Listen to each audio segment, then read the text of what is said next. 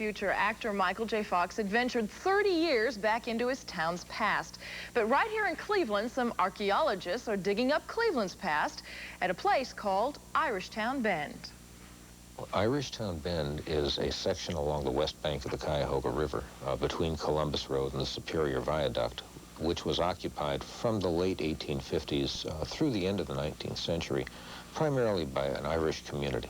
Dr. Al Lee is assistant curator at the Natural History Museum, and he's also field supervisor for the Irishtown Bend project. Last summer, we spent a goodly portion of the time looking at one single residential lot, 24 feet wide by about 98 feet deep. The dig is located here on the west bank of the Cuyahoga on what is now Riverbend Road.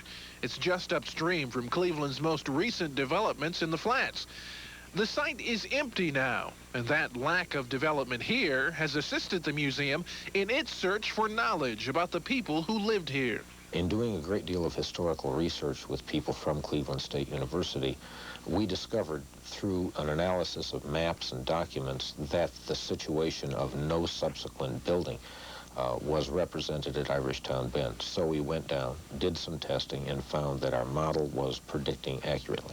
What we're finding are, first of all, at the top, the debris that pertain to the demolition of the structures that were built there from anywhere from the 1850s to 1860s or thereabouts. Below those demolition deposits, which we can't do a whole lot with, we find the deposits of soil and household debris, and also structural features themselves, of the parts and pieces of the structures that stood on a property that are more or less lying where people used and discarded them. For the success of this project, Dr. Lee works with trained archaeologists, but also has a staff of dedicated volunteers who work on the dig on weekends.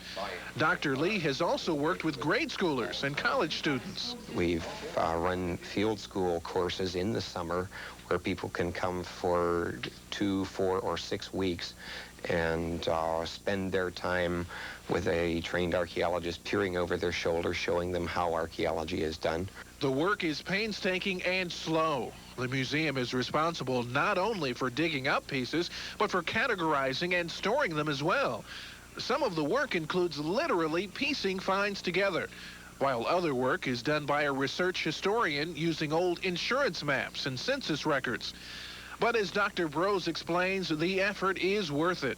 The reason that we are interested in looking at the archaeological materials from Irishtown Bend is because it is well controlled in terms of the time, and because it represents a particular ethnic group that came to Cleveland, lived in Cleveland, grew into the Cleveland economy. Many of them moved away.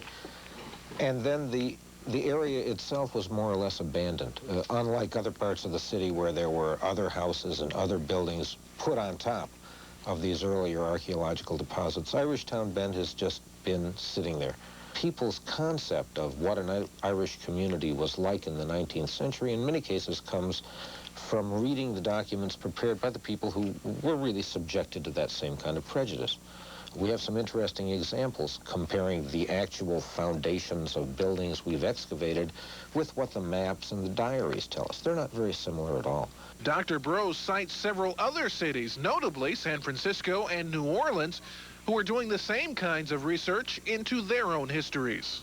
For the Midwest, I don't think there's another project like this. Naturally, Dr. Lee and his staff are not working at the site now in wintertime, but they continue their work indoors by piecing together what they've already found and continue their research. The actual digging will start up again this spring, and we will check back with them to see what else they